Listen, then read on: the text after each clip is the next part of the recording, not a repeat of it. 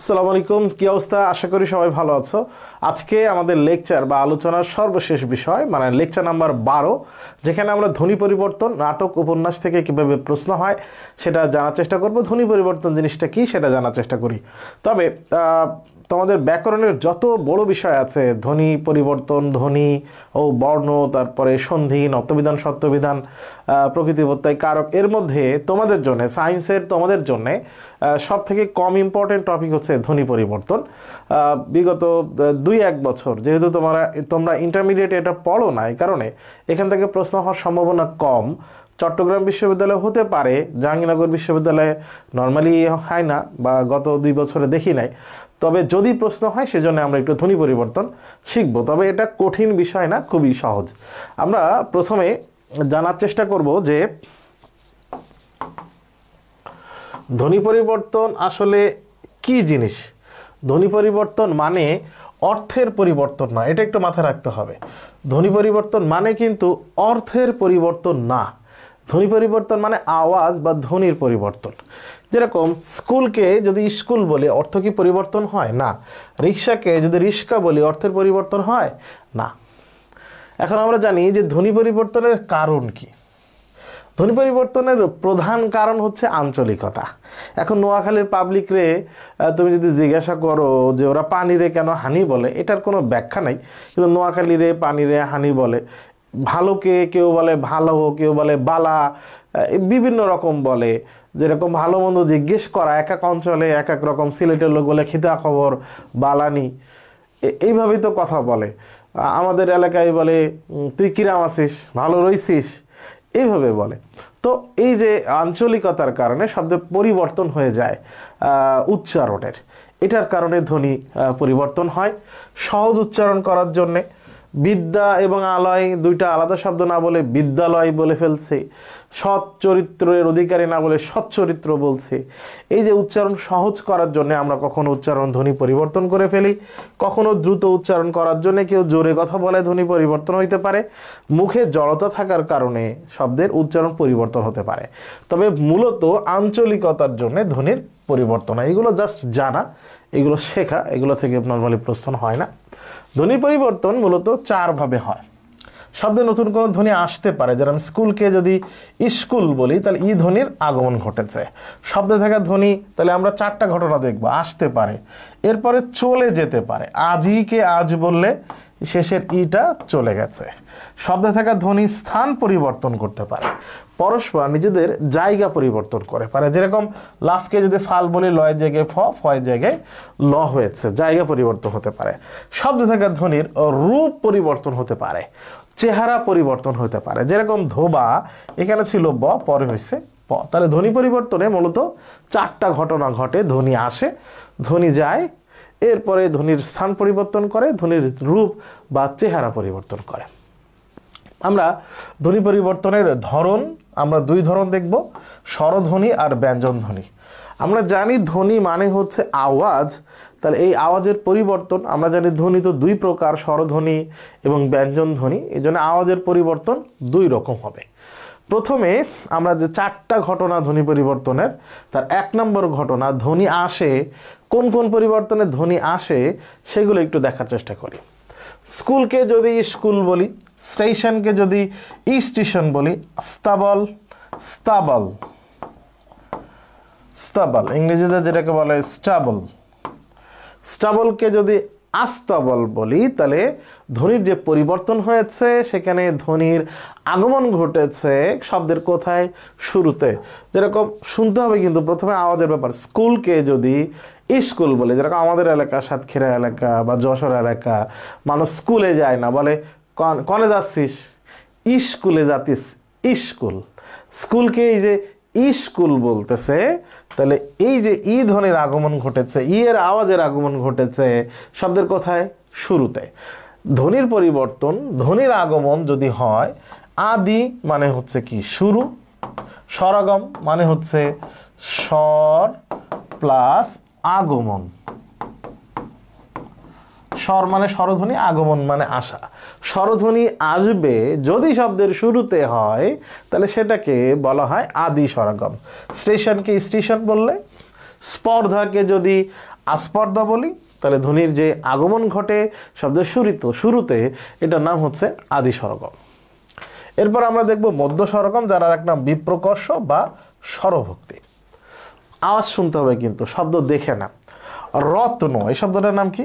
রত্ন। রত্নকে যদি বলি রতন, রত্ন, এটার উচ্চারণ যদি এরকম হয়, এটার উচ্চারণ কিন্তু এরকম রত্ন। তয় নিচে হস মানে খণ্ড ত, এখানে কিন্তু তয়ের সাথে কোনো স্বরধ্বনি নাই। কিন্তু রতন যখন বলবো তখন তয়ের সাথে একটা অধ্বনি আছে। রতন বলি এখানে, তাহলে হসন্ত নাই, তাহলে তয়ের সাথে একটা অধ্বনি আছে। এই অধ্বনিটা এখানে ছিল না, ওখানে এসেছে, তার মানে স্বরাগম ঘটেছে শব্দের কোথায়? মাঝখানে। তাই এর নাম মধ্য স্বরগম, বিপ্রকর্ষ বা স্বরভক্তি।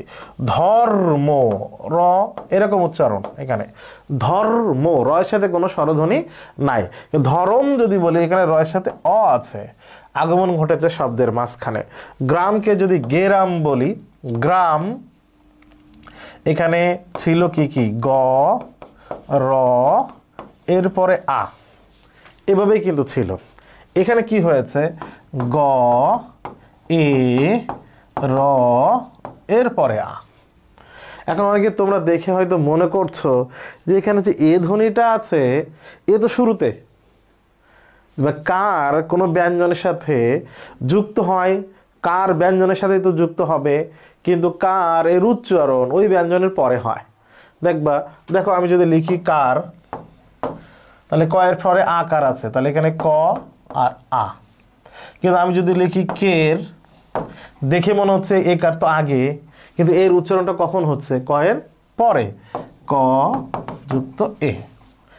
তার মানে তোমাদের আজকের ক্লাসের প্রথম হোমওয়ার্ক হচ্ছে কারের উচ্চারণ ব্যঞ্জনের পরে হয়, এটা তোমরা হিসাব করবা।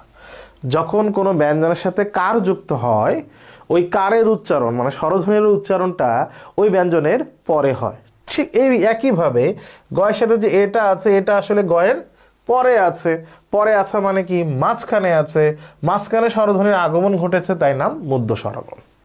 অন্ত স্বরগম, অন্ত মানে হচ্ছে শেষ। যদি শব্দের শেষে স্বরধ্বনির আগমন ঘটে, তাহলে নাম হবে অন্ত স্বরগম। যেরকম এটা লেখা হচ্ছে দিশ, এটা লেখা দিশা, শেষে আছে। সত্য, এটা লেখা সত্যি, শেষে ই আছে। বেঞ্চ, এটা লেখা বেঞ্চ ই। ই ধ্বনির আগমন ঘটেছে শব্দের শেষে। স্বরধ্বনির আগমন শব্দের শেষে হলে তার নাম অন্ত স্বরাগম। অসমীকরণ, ক্লাসে কিছু স্টুডেন্ট আছে দেখবা খালি ফটফট করে, প্রশ্ন করলে ফটাফট বলতে পারে না, পটপট করে, প্রশ্ন করলে পটাপট বলতে পারে না। এই যে আমরা একই শব্দের পুনরাবৃত্তি দূর করার জন্যে দুইটা শব্দকে একসাথে করে শব্দের মাঝখানে আ স্বরধ্বনি নিয়ে আসছি, এই ধরনের ঘটনার নাম হচ্ছে অসমীকরণ। যেরকম ধপ ধপ, দুইটা শব্দ পরে বলছে কি? ধপা ধপ, টপ টপ, টপা টপ, ফট ফট, ফটাফট, লক লক, লকালক, উজ্জ্বল বোঝাইলে লক লক বলে। এই যে একই শব্দ একই রকম উচ্চারণ না করে শব্দ দুটাকে এক করে মাঝখানে যদি স্বরধ্বনির আগমন ঘটে, আ স্বরধ্বনি, এটাকে নাম হচ্ছে অসমীকরণ। দ্বিত্ব ব্যঞ্জন, এখানেও স্বরধ্বনির আগমন ঘটে। দ্বিত্ব মানে কি? দুই, ব্যঞ্জন মানে ব্যঞ্জন। যেখানে ব্যঞ্জন দুইবার হয় তার নাম দ্বিত্ব ব্যঞ্জন। খুবই সহজ। এই জন্য দ্বিত্ব ব্যঞ্জনের আর এক নাম ব্যঞ্জন দ্বিত্বতা। এটার নাম হচ্ছে পাকা, এটা হচ্ছে পাক্কা। সকাল, এটা হচ্ছে সকাল। আমি যদি বলি আমি সকালবেলা এসেছি, তাহলে এটা একটা সাধারণ কথা। কিন্তু আমি যদি বলি সকালবেলা এসেছি, তাহলে আমি যে অনেক সকালে এসেছি, এটাকে বেশি গুরুত্ব দেওয়া হয়।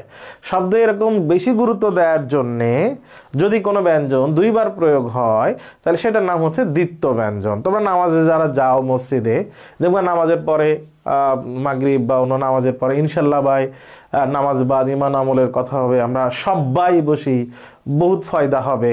এই যে তারা সবাই শব্দটাকে পরে বলতেছে কি? সবাই। ব্যঞ্জন দুইটা হচ্ছে, তাহলে এর নাম হচ্ছে দ্বিত্ব ব্যঞ্জন বা ব্যঞ্জন দ্বিত্বতা। এরপর এতক্ষণ আমরা পড়লাম স্বরধ্বনির আগমন, এখন আমরা পড়বো স্বরধ্বনির লোপ হইছে কোথায় কোথায়। স্বরলোপ, যার আর এক নাম সম্প্রকর্ষ। দেখো, অলাবুকে যদি লাবু বলি, অ নাই, লাউ বললেও অ নাই, তার মানে স্বরধ্বনির লোপ পেয়েছে। ওই যে ধার শব্দটা এক ছিল উধার, তার আগে ছিল উদ্ধার। এখন এই ধার শব্দটা যে আসছে উদ্ধার থেকে, কিভাবে হয়েছে এটা কিন্তু প্রশ্ন না। ধ্বনি পরিবর্তন মানে ঘটনা ঘটে যাওয়ার পরে কি নাম হয়েছে এটা আমাদের কিন্তু জানতে হবে। তাহলে ধার আসছে উদ্ধার থেকে বা উদ্ধার থেকে। উ ধ্বনির আগমন এখানে, উ ধ্বনির এখানে লোপ পেয়েছে শব্দের কোথা থেকে? শুরু থেকে, তাই নাম আদি স্বরলোপ। সুবর্ণকে যদি আমি স্বর্ণ বলি, সুবর্ণকে যদি আমি স্বর্ণ বলি, বয়ের সাথে যে অধ্বনি আছে এটা লোপ পেয়েছে এখান থেকে, সুবর্ণ স্বর্ণ। এরপরে শয়ের সাথে, সরি এটা ব না, শয়ের সাথে যে উ আছে এই উটা এখানে নাই, লোপ পেয়েছে শব্দের কোথা থেকে? মাঝখান থেকে, মধ্য স্বরলোপ, অন্ত স্বরলোপ। চারি শেষে আছে ই, চার বললেই ওই ই ধ্বনিটা নাই, লোপ পেয়েছে স্বরলোপ কোথা থেকে? শব্দের শেষ থেকে, তাই নাম হচ্ছে অন্ত স্বরলোপ। একই ঘটনা, শব্দের আগে স্বরধ্বনি আসলে আদি স্বরগম, শব্দের আগে থেকে স্বরধ্বনি চলে গেলে আদি স্বরলোপ, মাঝখান থেকে চলে গেলে মধ্য স্বরলোপ, শেষ থেকে চলে গেলে অন্ত স্বরলোপ। তাহলে স্বরলোপের আর এক নাম সম্প্রকর্ষ, এটা একটু ইম্পর্টেন্ট জিনিস। তাহলে হোমওয়ার্ক নাম্বার 2, আজকের ক্লাসের হোমওয়ার্ক নাম্বার 2 সেটা হচ্ছে স্বরলোপের আর এক নাম সম্প্রকর্ষ, এটা লিখবা। স্বরলোপের আর এক নাম সম্প্রকর্ষ। আচ্ছা, এবার ধ্বনির লোপ হয় এরকম আরও একটা ধ্বনি পরিবর্তন আমরা দেখি। ব্যঞ্জন চ্যুতি, চ্যুত হওয়া মানে কি? চ্যুতি মানে চ্যুত হওয়া, ঝরে পড়া, খসে পড়া। যদি শব্দ থেকে এরকম ব্যঞ্জন ঝরে পড়ে, খসে পড়ে, তাহলে নাম হবে ব্যঞ্জন চ্যুতি। বৌদি দি, কয়টা দি? দুইটা। বৌদি বললে কয়টা দি? একটা। পাশাপাশি একই রকম উচ্চারণের দুইটা অক্ষর একটা যদি ঝরে পড়ে, অক্ষর মানে একই রকম উচ্চারণ দুইটা পাশাপাশি, একটা ঝরে পড়লে, খসে পড়লে, তার নাম হচ্ছে ব্যঞ্জন চ্যুতি। বড় দা দা, দুইটা দা, বড় দা হইলে একটা দা। পাশাপাশি সম উচ্চারণের দুইটা ব্যঞ্জনের একটা যদি এরকম ঝরে পড়ে, খসে পড়ে, তার নাম হচ্ছে ব্যঞ্জন চ্যুতি। তাহলে এখানে লোপ হয়েছে। অন্তর্হতি, এখন আমাকে বলো আমাদের অন্তর কই থাকে? অন্তর ভিতরে থাকে, মাঝখানে থাকে। শব্দ বা পদের মাঝখানের কোনো ব্যঞ্জন যদি অ্যাক্সিডেন্টও হয়, নিহত হয়, মাইনকা চিপাই পড়ে একবারে ভ্যানিশ হয়ে যায়, তাহলে তার নাম হবে অন্তর্হতি। যেরকম ফাল্গুনকে যদি আমি ফাগুন বলি, তাহলে ল নিহত হয়ে গেছে মাঝখান থেকে। আলাহিদাকে যদি আলাদা বলি, তাহলে হ নিহত হয়ে গেছে মাঝখান থেকে। সব দুগ্ধকে যদি আমরা দুধ বলি, দুগ্ধকে যদি আমরা দুধ বলি, এখানে গ ব্যঞ্জনটা লোপ পেয়েছে। শব্দ বা পদের মাঝখানের ব্যঞ্জন হত বা নিহত হইলে তার নাম অন্তর্হতি, মানে অন্তর নিহত হয়েছে। অন্তর মানে মাঝখান বা ভিতর। তাহলে এতক্ষণ আমরা লোপ দেখলাম, ধ্বনির আগমন দেখলাম, এখন দেখব পরস্পর নিজেদের জায়গা পরিবর্তনের ঘটনা। কিভাবে দেখো, আজিকে যদি আইজ বলি, কি ঘটনা ঘটছে? এই আজিকে আমি যদি বিশ্লেষণ করি তাহলে আসে এরকম আ জ ই, এখানে ই আছে শেষে। আইজ যদি বলি তাহলে আমরা দেখছি আ ই জ। তাহলে কি হয়েছে? একটা ই ছিল পরে, ওই ইটা আগে চলে আসছে, এটাকে বলে পরের ইকার আগে আসা। শব্দে ই পরে ছিল, এটা আগে চলে আসে। যদি এখানে ইটা ছিল জয়ের পরে, এখানে ইটা আসছে জয়ের আগে। সাধু, এটাকে যদি আমি বিশ্লেষণ করি তাহলে এটা এরকম দাঁড়ায় সাধু, তার মানে উটা ছিল পরে। সাউদ বললে সে উটা আগে চলে আসছে, এটাকে বলে পরের উকার আগে আসা। এটা হচ্ছে সত্য, এটাও সত্য। এইটা এবং এইটার পার্থক্য হচ্ছে এই যে ইটা মাঝখানে আসে। জফলা, এটা কি যুক্ত ব্যঞ্জন না? তয়ের সাথে জফলা আছে মানে কি ত দুইটা, তার মানে কি যুক্ত ব্যঞ্জন। যুক্ত ব্যঞ্জনের মাঝখানে বাইরে থেকে যদি এরকম ই আসে, তাহলে তিনটা ঘটনা। একটা হচ্ছে ই পরে ছিল, ই আগে চলে আসছে। উ এর উচ্চারণ পরে ছিল, উ এর উচ্চারণ আগে চলে আসছে। আর জফলা যুক্ত ব্যঞ্জনের আগে বাইরে থেকে ই আসছে। সত্যর মধ্যে কিন্তু ই ছিল না, এটা বাইরে থেকে আসছে। কার আগে? যুক্ত ব্যঞ্জনের আগে। বাক্যকে যদি বাক্য বলি, এখানেও ইটা আসছে যুক্ত ব্যঞ্জনের আগে। এই তিনটা ঘটনা ঘটলে যে ধ্বনি পরিবর্তন হয় তার নাম অপিনিহিতে। তিনটা ঘটনা কি কি? এক নাম্বার, ই এর উচ্চারণ পরে ছিল, ই যদি আগে আসে। সাধু, উ এর উচ্চারণ একবারে শেষে, সাউদ বলে ধয়ের আগে চলে আসছে, তাহলে ই পরে আগে আসলে, উ পরে আগে আসলে। আর জফলা যুক্ত ব্যঞ্জনের আগে যদি বাইরে থেকে ই আসে, এই যে ধ্বনি পরিবর্তন হয় তার নাম হচ্ছে অপিনিহিতি। তোমাদের হোমওয়ার্ক নাম্বার 3 হচ্ছে অপিনিহিতিতে 3টা ঘটনা ঘটে, এটা একটু লিখবা। অপিনিহিতির 3টা ঘটনা, হোমওয়ার্ক নাম্বার 3, অপিনিহিতির 3টা ঘটনা। পরের ই আগে আসা, পরের উ আগে আসা, যুক্ত ব্যঞ্জনের আগে বাইরে থেকে ই আসা, এই 3টা লিখবা। স্থানান্তরের আরেকটা ঘটনা দেখি। দেখো রিক্সা, রিক্সাকে আসলে যদি লিখি তাহলে আমাকে লিখতে হয় এরকম রিক্সা। পরে রিক্সাকে আমরা যদি রিস্কা বলি, যদিও জাপানি শব্দ রিক্সা, আমরা যেটা বলি বাংলা এটা রিস্কা হবে। রিক্সা বলে দেখো কয় জায়গায় স আর শয়ের জায়গায় গা, পরস্পর নিজেদের জায়গা পরিবর্তন করলে যে ধ্বনি পরিবর্তন হয় তার নাম ধ্বনি বিপর্যয়। ধ্বনি বিপর্যয়। লাফকে যদি ফাল বলি তাহলে একজন আর একজনের জায়গায় চলে যায়, এর নাম ধ্বনি বিপর্যয়। তোমরা কমন একটা শব্দ জানো, লেখকের নাম আছে একটা প্রমোদ চৌধুরী, তোমরা অধিকাংশ সময় বলে ফেলো প্রথম চৌধুরী।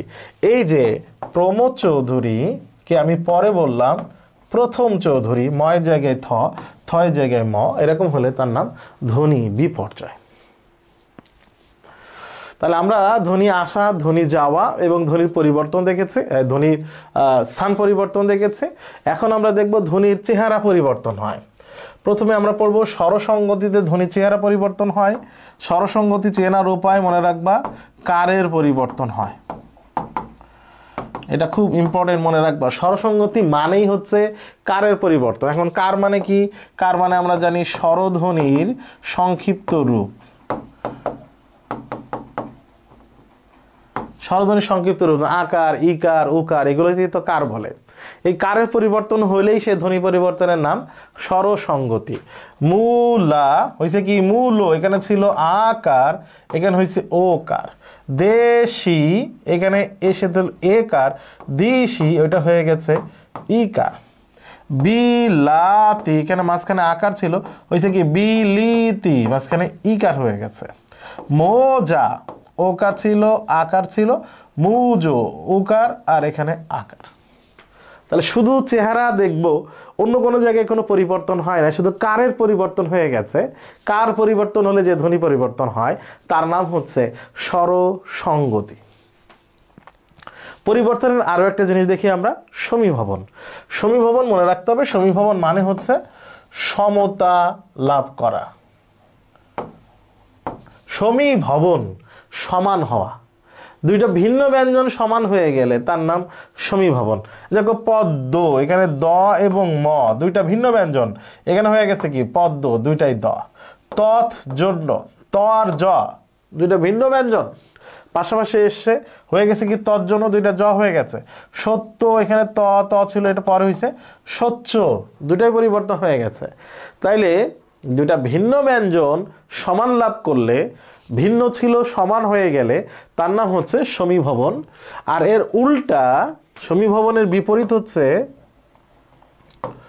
সমীভবনের বিপরীত হচ্ছে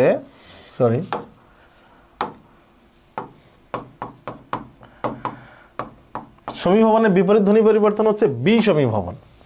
সমীভবনে আমরা কি দেখছি? দুইটা ভিন্ন ছিল সমান হয়ে গেছে।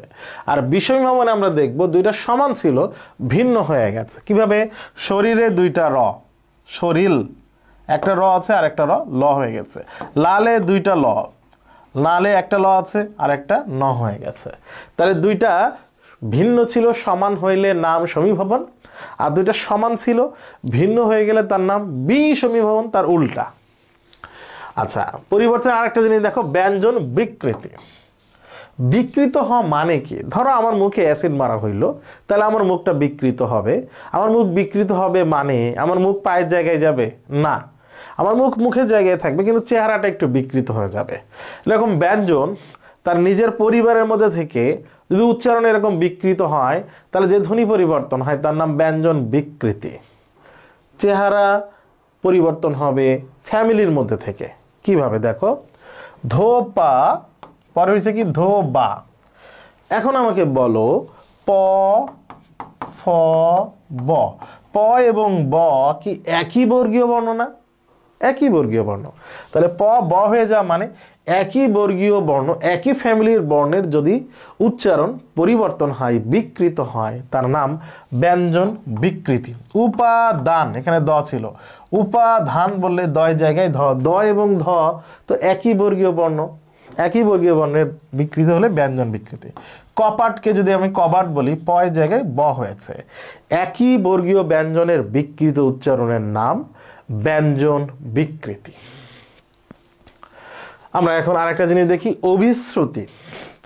অভিশ্রুতি জানার জন্য আমাকে আগে জেনে আসতে হবে অপিনিহিতির সাথে অভিশ্রুতির একটা মিল আছে। অপিনিহিতিতে কি ঘটেছিল মনে আছে কিনা? অপিনিহিতিতে আমরা আরেকটু যাই। অপিনিহিতিতে কি ঘটনা ঘটেছিল? অপিনিহিতিতে আমরা দেখেছিলাম ই এর উচ্চারণ পরে ছিল আগে আসছে, উ এর উচ্চারণ পরে ছিল আগে আসছে, আর যুক্ত ব্যঞ্জনের আগে ই আসছে, তিনটা ঘটনা। এবার আমরা অভিশ্রুতিতে যাই। দেখো কোরিয়া, এখানে ই এর উচ্চারণটা কিন্তু র এর পরে, ক র তারপর ই। কইরা বললে ইটা কিন্তু আগে চলে আসছে। এখন ই আগে আসা তার নাম কি? ই আগে আসা তার নাম হচ্ছে অপিনিহিতি। অপিনিহিতি, এটা একটু মনে রাখো। 2 নাম্বার, কোরিয়া এটা তো সাধুরীতির শব্দ, তাই কিনা? কোরিয়া এটা তো সাধুরীতির শব্দ, আর করে এটা হচ্ছে চলিত রীতির শব্দ। তাহলে আমরা 2 নাম্বার লিখি সাধু থেকে চলিত। তাহলে আমরা অভিশ্রুতি ধ্বনি পরিবর্তনের উদাহরণে দেখতে পেলাম একটা শব্দ অপিনিহিতির মাধ্যমে পরিবর্তন হয়ে সাধু থেকে চলিত রূপ লাভ করে, সেটার নাম হচ্ছে অভিশ্রুতি। দেখো আর একটা উদাহরণ, শুনিয়া, এখানে ইটা কিন্তু নয়ের পরে, শূন্য বললে ই আগে চলে আসে, আবার জ ফলার আগে ই আসে। ই আগে চলে আসা আবার জ ফলার আগে ই আসা, দুইটাই তো অপিনিহিতি। অপিনিহিতি। আর শুনিয়া এটা তো সাধুরীতি, এর চলিত রীতি কি? চলিত শুনে। তার মানে আমরা দেখলাম সাধু থেকে চলিত রীতি ধ্বনি পরিবর্তন হচ্ছে এবং অপিনিহিতির মাধ্যমে পরিবর্তন হচ্ছে। এই ধ্বনি পরিবর্তনের নাম কি? অভিশ্রুতি। তাহলে অভিশ্রুতি ধ্বনি পরিবর্তনের 2টা ঘটনা ঘটে। হোমওয়ার্ক নাম্বার 4, আজকের ক্লাসের হোমওয়ার্ক নাম্বার 4, যে অভিশ্রুতিতে কয়টা ধ্বনি পরিবর্তন হয়, অভিশ্রুতি ধ্বনি পরিবর্তনে কিভাবে হয়? 2টা ঘটনা ঘটে। অভিশ্রুতি ধ্বনি পরিবর্তনে 2টা ঘটনা ঘটে। 1, অপিনিহিতির মাধ্যমে পরিবর্তন হয়। 2, সাধু থেকে শব্দ চলিত রীতি লাভ করে। মাছুয়া কে মাউছা বললে উ পরে ছিল, উ আগে আসে, অপিনিহিতি। মাছুয়াকে মেছো বললে সাধু থেকে চলিত রীতি লাভ করে। তাহলে সাধু থেকে চলিত রীতি অপিনিহিতির মাধ্যমে পরিবর্তন, তার নাম অভিশ্রুতি। এবার আমরা ধ্বনি পরিবর্তনের বিগত বছরের কিছু প্রশ্ন সলভ করে দেখি। স্কুলকে স্কুল বলে কোন ধ্বনি পরিবর্তন হয়? আদি স্বরগম হয়। মধ্য স্বরগমের অপর নাম কি? বিপ্রকর্ষ বা স্বরভক্তি। পরের ইকার আগে উচ্চারিত হলে কিংবা যুক্ত ব্যঞ্জন ধ্বনির আগে ইকার বা উকার আসলে, এই যে পরের ই বা উ আগে চলে আসলে তার নাম কি হয়? অপিনিহিতি। কোনটি সম্প্রকর্ষের উদাহরণ? সম্প্রকর্ষ যার আরেক নাম স্বরলোপ। সম্প্রকর্ষ বা স্বরলোপ কোথায়? জানালা, পর হয়েছে কি? এটার নাম জানলা। জানা, এখানে নয়ের সাথে একটা আ ছিল, এখানে আটা কি আছে? জানলা আ আছে? নাই, তাহলে লোপ পেয়েছে, তাহলে এটা সম্প্রকর্ষ বা স্বরলোপের উদাহরণ। দেশি দিশি, কার পরিবর্তন হয়ে গেলেই, কার পরিবর্তন হয়ে গেলেই তার নাম স্বরসঙ্গতি। কার পরিবর্তনের নাম? স্বরসঙ্গতি। বৌদিদিকে বৌদি বললে এটার নাম হচ্ছে ব্যঞ্জন চ্যুতি। ব্যঞ্জন চ্যুতি। শরীরকে শরীর, দুইটা সমবর্ণ ছিল, পরিবর্তন হয়ে গেলে তার নাম বিষমীভবন। রিক্সা রিস্কা, কয় জায়গায় স, ছয় জায়গায় ক, রিক্সা রিস্কা, তাহলে নাম হচ্ছে ধ্বনি বিপর্যয়। ধ্বনি বিপর্যয়ের উদাহরণ কোনটি? বাক্সকে যদি বাস্ক বললে পরস্পর নিজেদের জায়গা পরিবর্তন, ধ্বনি বিপর্যয়। দুটি সমবর্ণের একটির পরিবর্তন, একই রকম বর্ণ দুইটা ছিল, একটা পরিবর্তন হলে তার নাম হচ্ছে বিষমীভবন। বিষমীভবনের উদাহরণ কোনটি? দেখো লাল, দুইটা ল, নাল, লাল নাল, এটা হচ্ছে বিষমীভবন। বৌদিদিকে যদি বৌদি বলি তাহলে কি উদাহরণ হয়? একটু আগে শিখলাম ব্যঞ্জন চ্যুতি। এটা ছিল ধ্বনি পরিবর্তন। আমরা এখন শিখব উপসর্গ। তবে ধ্বনি পরিবর্তন থেকে উপসর্গ সহজ, যে তোমাদের জন্য খুবই ইম্পর্টেন্ট। তাহলে তোমরা 5 নম্বর পয়েন্ট লিখবা, উপসর্গ ভেরি ভেরি ইম্পর্টেন্ট। উপসর্গ খুবই ইম্পর্টেন্ট, তবে উপসর্গ টপিকটা সহজ, তবে খুবই ইম্পর্টেন্ট তোমাদের পরীক্ষার জন্য। প্রথমে আমরা দেখি উপসর্গ জিনিসটা কি। উপসর্গগুলো হচ্ছে অব্যয়, মনে রাখবা উপসর্গগুলো হচ্ছে অব্যয়। এটা তোমরা জানো, এখানে কেমনে কি পরিবর্তন হয় এটা তোমরা জানো। যেরকম আমরা যদি হার শব্দটা লিখি, হার, হার একটা শব্দ, হার দিয়ে অনেক অর্থ হইতে পারে, হার গলার হার হইতে পারে। এখন হারের পূর্বে যদি আমি আ লিখি তাহলে হয় আহার, পূর্বে যদি আমি পরি লিখি তাহলে হয় পরিহার, মানে ত্যাগ করা, আহার মানে খাওয়া। হারের পূর্বে যদি আমি প্র লিখি তাহলে হয় প্রহার, প্রহার মানে মারা। হারের পূর্বে যদি আমি বি লিখি তাহলে হয় বিহার, বিহার মানে ঘুরে বেড়ানো, ঘুরে বেড়ানো। হারের পূর্বে যদি আমি উপ লিখি তাহলে উপহার, উপহার মানে উপঢৌকন, গিফট। তারপর আমরা দেখলাম একটা শব্দের পূর্বে এই জিনিসগুলো যুক্ত হয়ে বিভিন্ন রকম অর্থ দিচ্ছে, পরিবর্তন করছে। এখন আমাকে বলো, শুধু আ এর কোনো কি অর্থ আছে? শুধু পরি এর কোনো অর্থ আছে? শুধু প্র এর কোনো অর্থ আছে? নাই। তাহলে মানে উপসর্গগুলো নিজেরা কি অব্যয়, উপসর্গ নিজেরা অব্যয়, কিন্তু অন্য শব্দের পূর্বে যুক্ত একটা অর্থ দেয়। এই জন্য বলা উপসর্গের নিজের অর্থ নেই, অব্যয়ের তো কোনো অর্থ নেই। অর্থ দ্বৈতকতা নেই, কিন্তু অর্থবাচকতা নেই, কিন্তু অর্থ দ্বৈতকতা আছে। অর্থবাচকতা মানে নিজের অর্থ থাকা, আর অর্থ দ্বৈতকতা মানে অর্থ সৃষ্টি করতে পারা। নিজের অর্থ নেই কিন্তু অর্থ সৃষ্টি করতে পারে, এই জন্য উপসর্গগুলো হচ্ছে অব্যয় পদ। আমরা জানি উপসর্গ বাংলায় 3 প্রকার, খাঁটি বাংলা, সংস্কৃত আর বিদেশি। বাংলা বাংলা 21টি, খাঁটি বাংলা 21টি, তৎসম 20টি, আর বিদেশি উপসর্গের নির্দিষ্ট সংখ্যা নেই। খাঁটি বাংলা মনে রাখবা 21, অমর 21, অমর 21 মানে তো বাংলা, বাংলা ভাষা, 52 ভাষা আন্দোলন, 21টা খাঁটি বাংলা, বাকিটা 20টা, এভাবে একটু মনে রাখতে পারো। বাংলা উপসর্গ থেকে প্রশ্ন হতে পারে এইভাবে, একটা শব্দের পূর্বে উপসর্গ যুক্ত হলে কোন অর্থ দেয়, এটা একটু পড়তে হবে। তোমরা স্লাইডে একটু দেখে নিও, এখানে হয়তো একটু অন্যরকম দেখাচ্ছে। কোনটি উপসর্গ কোন অর্থ দেয়, খারাপ অর্থ উত্তর দিছে কোনটা, এভাবে প্রশ্ন হইতে পারে। একটু একটু তোমরা দেখে নিও কোন উপসর্গ কোন অর্থে যুক্ত হয়েছে। যেরকম অনাবৃষ্টি শব্দে উপসর্গ অনা যুক্ত হয়েছে, অনাবৃষ্টি শব্দে কোন অর্থে, অভাব অর্থে। এভাবে উপসর্গ থেকে প্রশ্ন হতে পারে। এই স্লাইডটা একটু দেখলে তোমরা বুঝতে পারো প্রশ্ন হবে কিভাবে। উপসর্গটির আগে যে উপসর্গ যুক্ত হয়েছে কোন অর্থ, আমরা বিগত বছরের প্রশ্ন সলভ করব। খাঁটি বাংলা উপসর্গ মনে রাখার একটা নিয়ম আছে। এখানে একটা চিঠি আছে, অঘরাম সুহাসকে চিঠি লিখেছে, এর মাধ্যমে সবগুলো খাঁটি বাংলা 21টি মনে রাখতে পারবে। তৎসম উপসর্গ কোনটি কোন অর্থ দিয়েছে, এটা স্লাইড পেয়ে গেলে তোমরা বুঝতে পারবে, এটা একটু দেখবা। মনে রাখার উপায় একটা এখানে কথা আছে, এই কথার মাধ্যমে আমরা তৎসম উপসর্গগুলো মনে রাখতে পারি। বিশেষভাবে লক্ষণীয় একটা বিষয় আছে, উপসর্গ থেকে যদি প্রশ্ন হয় এখান থেকে হওয়ার সম্ভাবনাই বেশি। কি সে জায়গা? 4টা উপসর্গ সু, বি, নি, আ, আশুবিনি, এই 4টা উপসর্গ 2 জায়গায় আছে, খাঁটি বাংলাতেও আছে, সংস্কৃতেও আছে। এখন বুঝবো কিভাবে কোনটা খাঁটি বাংলা কোনটা সংস্কৃত? দেখো, আকণ্ঠ, সুতীক্ষ্ণ, বিপক্ষ আর নিদাগ। এখানকার কণ্ঠ, তীক্ষ্ণ,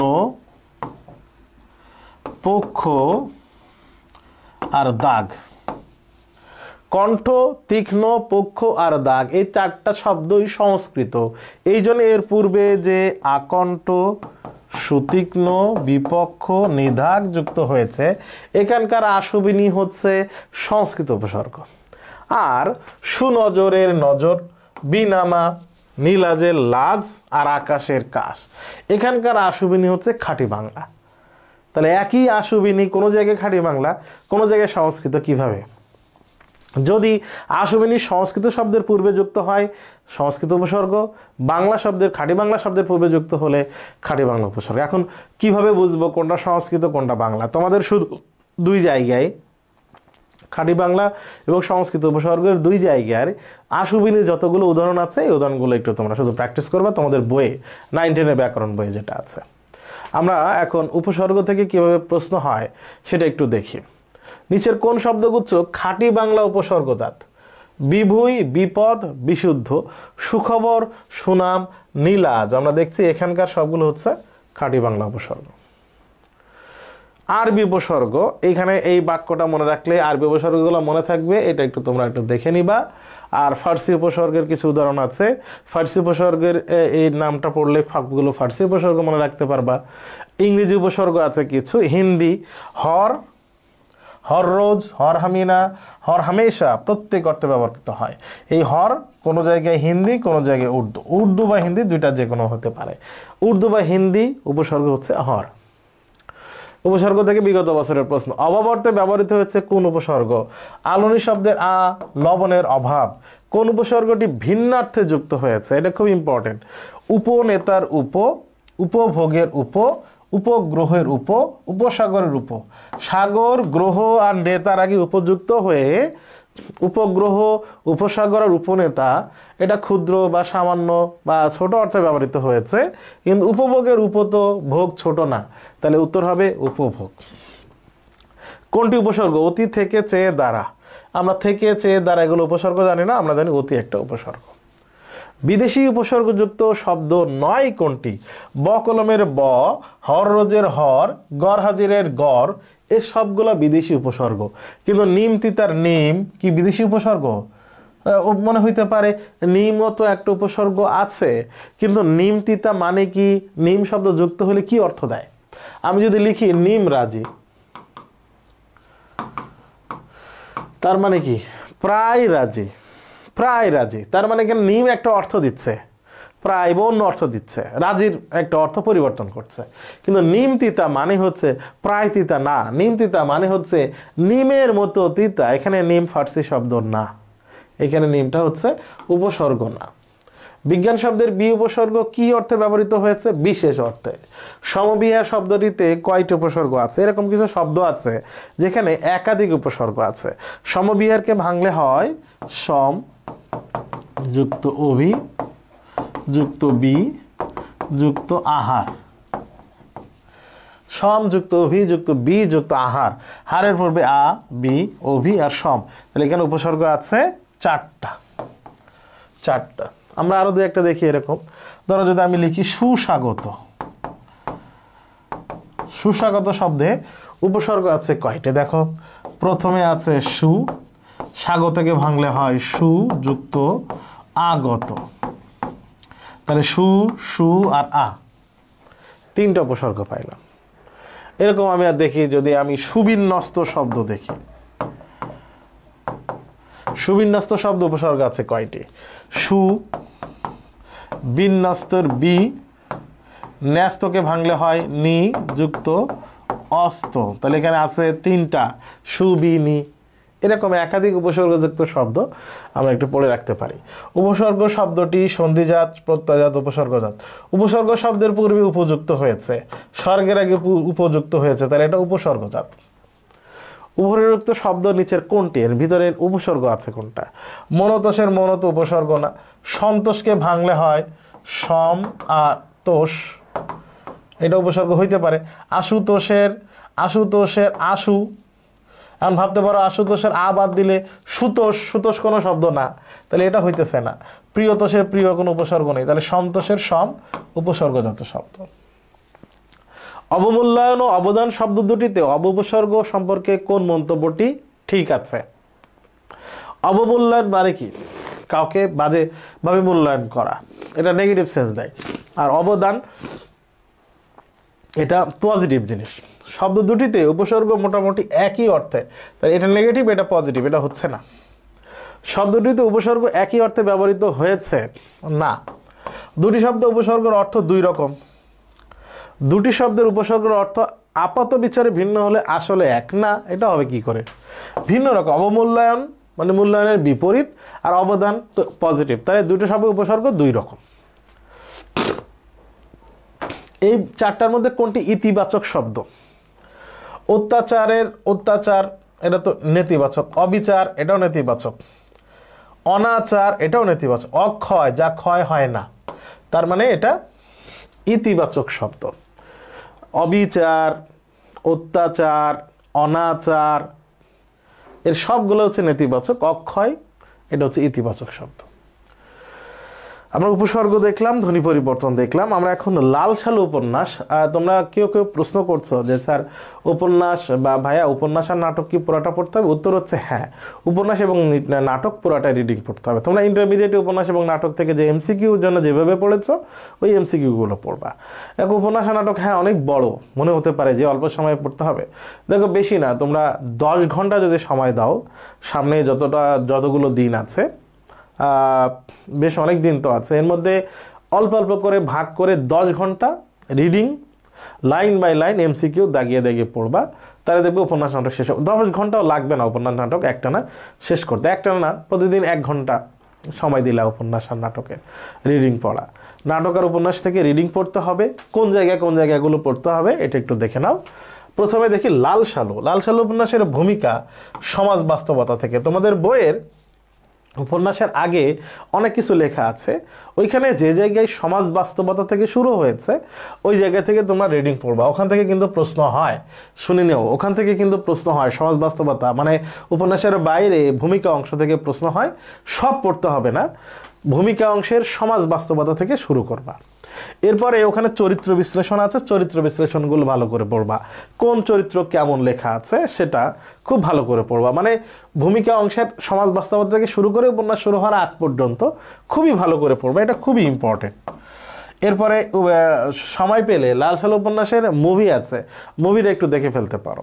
এরপরে ওই জায়গাটুকু পড়ার পরে লাল সালু উপন্যাসের মুভিটা দেখে ফেলবা। এরপরে পুরো উপন্যাসটা লাইন বাই লাইন পড়তে হবে। এরপর প্রশ্ন সমাধান করবা। এইচএসসি তোমাদের বোর্ডের প্রশ্ন, এইচএসসি তোমরা যে ইন্টারমিডিয়েটের সময় সৃজনশীল এমসিকিউ এর জন্য যা পড়েছো সেখান থেকে প্রশ্নগুলো সলভ করবা। প্রথমে বোর্ডের প্রশ্ন সলভ করবা, তারপরে বিভিন্ন বিশ্ববিদ্যালয়ে আসা লাল সালুর উপন্যাসের প্রশ্নগুলো সমাধান করবা। তাহলে বেশি কাজ না, খুবই ছোট্ট কাজ। প্রথমে ভূমিকা অংশের সমাজ বাস্তবতা থেকে পড়বা, এরপরে চরিত্র বিশ্লেষণটা ভালো করে পড়বা, মুভিটা একটু দেখবা, লাইন বাই লাইন পড়বা, এরপর প্রশ্ন সলভ করবা। এইচএসসি এবং তোমাদের বিভিন্ন বিশ্ববিদ্যালয়ে আসা প্রশ্ন। আমরা কি ধরনের প্রশ্ন হয় এবার একটু দেখার চেষ্টা করি। কৃষকদের গীত ও হাসি ভালো না লাগার মধ্যে মজিদ চরিত্রের কোন রূপটি ফুটে উঠেছে? কৃষকরা যে ধান কাটার সময় গান গায় এবং হাসে, এটা মজিদের ভালো লাগে না। কারণ মজিদ ভাবে যদি ধান হয়, যদি মানুষ সুখে থাকে তাহলে তো তার কাছে আসবে না, এটা মজিদের ভালো লাগে না। তো আধিপত্য হারানোর ভয়, তার কাছে তার যে প্রভাব শক্তি সেটা হারানোর ভয় লাগে। সকলকে কি বলে সম্বোধন করার অভ্যাস ছিল মজিদ? মজিদ কাউকে কথা বলে কি বলে সম্বোধন করতো? মিয়া নামে। মজিদের সাথে বিয়ের আগে রহিমা কি ছিল? বেওয়া। বেওয়া মানে বিধবা ছিল। বেওয়া শব্দের অর্থ বিধবা। মজিদ রহিমার চোখে কি দেখে? আমি জানি রহিমা মজিদের প্রতি খুব অনুগত, তার চোখে ভয় দেখে এবং ভয় পাওয়া নারী তার খুব ভালো লাগে। মোনাজাত শেষে মজিদ কোন দিকে পা ফেলে? নাটকের উপন্যাসের শুরুর দিকে মোনাজাত শেষে মজিদ কোন দিকে পা ফেলে? উত্তর দিকে পা ফেলে। লাল সালু উপন্যাসে শিকারীর একাগ্রতা কার চোখে? শিকারীর মতো একাগ্র চোখ কার? এটাও উপন্যাসের শুরুর দিকে আছে, তাহেরের চোখে। খোদার এলেমে বুক ভরে না কেন? এই যে উপন্যাসের যে এলাকার কথা বলা হচ্ছে শুরুর দিকে, খোদার এলেম মানে খোদার শিক্ষা, তাদের পেট ভরে না, বুক ভরে না। কারণ কি? তারা সবসময় অভাবে থাকে, তলায় পেট শূন্য বলে, তাদের পেটে অভাব থাকে খাবারের, এই জন্যে। তাহলে উপন্যাস থেকে এই ধরনের প্রশ্ন হয়। আমরা দেখলাম কিভাবে পড়তে হবে, কি ধরনের প্রশ্ন হয়। এখন আমরা দেখব সিরাজউদ্দৌলা কি পড়তে হবে। একই ঘটনা, সিরাজউদ্দৌলা নাটকের ভূমিকা অংশ পড়তে হবে। শুরু করবা মানে নাটকের আগে কোত্থেকে শুরু করবা? ইতিহাস ভিত্তিক নাটক, ইতিহাস ভিত্তিক নাটকের যে প্যারা ওখান থেকে শুরু করে নাটক শুরু হওয়ার আগ পর্যন্ত সবটা পড়বা। এরপর ওখানে চরিত্র বিশ্লেষণটা, অনেকগুলো চরিত্র সম্পর্কে লেখা আছে, চরিত্র বিশ্লেষণটা খুবই গুরুত্ব দিয়ে পড়বা, ওই ভূমিকা অংশেই আছে। তারপর সিরাজউদ্দৌলার মুভি আছে, ইউটিউবে পাবা, এটা একটু দেখবা। পুরো নাটকটা লাইন বাই লাইন পড়বা। এরপরে প্রশ্ন সমাধান করবা বোর্ডের আর বিভিন্ন বিশ্ববিদ্যালয়ের আসা প্রশ্ন, আর কিছু না। লাইন বাই লাইন পড়ে একবার, এরপরে প্রশ্ন সমাধান করবা। আমরা সিরাজউদ্দৌলা থেকে কি ধরনের প্রশ্ন আসতে পারে একটু দেখি। সিরাজউদ্দৌলার নাটকের সমাপ্তি মানে শেষ হয়েছে কিসের মাধ্যমে? যন্ত্রণার মাধ্যমে। নবাব সিরাজউদ্দৌলার হত্যাকারী কে? মোহাম্মদী বেগ হত্যা করেছিল। অন্ধকার ফাঁকা দরবার বসে থেকে কোনো লাভ নেই নবাব, সংলাপটি কে বলেছিল? তাহলে আমরা দেখি নাটক থেকে সংলাপ আসতে পারে, এটা লুৎফুন্নেসার সংলাপ। সংলাপ এসে এটা কে বলেছে? কার সম্পর্কে বলা হয়েছে দুইভাবে সংলাপ আসতে পারে তোমাদের হোমওয়ার্ক নাম্বার 5 যে নাটক বা উপন্যাস থেকে সংলাপ কিভাবে আসতে পারে দুইভাবে এটা একটু লিখবা নাটক বা উপন্যাস থেকে সংলাপ এই কথাটি কে বলেছে কার সম্পর্কে বলা হয়েছে এই টাইপের প্রশ্ন হতে পারে দুই জায়গা থেকে নাটক আর উপন্যাস থেকে দেশপ্রেমিকের রক্ত যেন আবর্জনার স্তূপে চাপা না পড়ে এখানে সিরাজউদ্দৌলা কাকে দেশপ্রেমিক বলেছেন পলাশীর যুদ্ধে নিহত সেনাপতিদেরকে দেশপ্রেমিক বলেছেন ইনি কি নবাব না ফকির কে কাকে উদ্দেশ্য করে বলেছেন এই টাইপের প্রশ্ন হতে পারে এটা রবার্ট ক্লাইভ মীর জাফরকে উদ্দেশ্য করে বলেছেন সৈয়দ ওয়ালিউল্লাহ এরপরে আছে সৈয়দ ওয়ালিউল্লাহর লেখক বা কবি পরিচিতি এখানে পুরোটা আছে বোর্ড বইয়ে যা আছে তার সাহিত্যকর্মের মধ্যে আছে গল্পগ্রন্থ নয়নচারা দুই তীর অন্যান্য গল্প উপন্যাসের মধ্যে আছে লাল সালু চাঁদের অমাবস্যা কাদো নদী কাদো বহিপীর তরঙ্গভঙ্গ সুরঙ্গ এগুলো হচ্ছে সৈয়দ ওয়ালিউল্লাহর নাটক প্রথম গল্প নয়নচারা প্রথম উপন্যাস লাল সালু আমরা একটু নমুনা প্রশ্ন দেখে আসি নিচের কোন নাটকটি সৈয়দ ওয়ালিউল্লাহ রচিত বহিপীর এটা সৈয়দ ওয়ালিউল্লাহ রচিত তরঙ্গভঙ্গ সৈয়দ ওয়ালিউল্লাহর কোন ধরনের গ্রন্থ বহিপীর তরঙ্গভঙ্গ এগুলো হচ্ছে সৈয়দ ওয়ালিউল্লাহর নাটক চাঁদের অমাবস্যা সৈয়দ ওয়ালিউল্লাহ কোন ধরনের গ্রন্থ চাঁদের অমাবস্যা এটা হচ্ছে সৈয়দ ওয়ালিউল্লাহর উপন্যাস সিকান্দার আবু জাফর এখানে সিকান্দার আবু জাফরের কবি বা লেখক পরিচিতি তোমরা বারবার অনেকে বলছো মেসেজ দিচ্ছ যে চট্টগ্রাম বিশ্ববিদ্যালয়ের বাংলা নাকি আলাদা এটা নিয়ে আসলে টেনশনের কিছুই নাই তোমরা কবি বা লেখক পরিচিতি আমি যতগুলো পড়িয়েছি এখানে যা দেখিয়েছি সবগুলো খুব ভালো করে পড়বা সাহিত্যের প্রশ্ন অধিকাংশই সাহিত্যের প্রশ্ন 95% প্রশ্ন কবি বা লেখক পরিচিতি থেকে হবে চট্টগ্রাম বিশ্ববিদ্যালয়ে এর বাইরে থেকে দুই একটা প্রশ্ন হয় তবে ইদানিংকালে না হওয়ার সম্ভাবনাই বেশি ওই যে প্রাচীন যুগ মধ্যযুগ বা গল্প কবিতার বাইরে থেকে হইলেও একটা প্রশ্ন হইতে পারে তবে সেটা নিয়ে টেনশন না করে কবি বা লেখক পরিচিতি আমি যা দিয়েছি স্লাইডে এগুলো একটু গুরুত্ব দিয়ে পড়লে হবে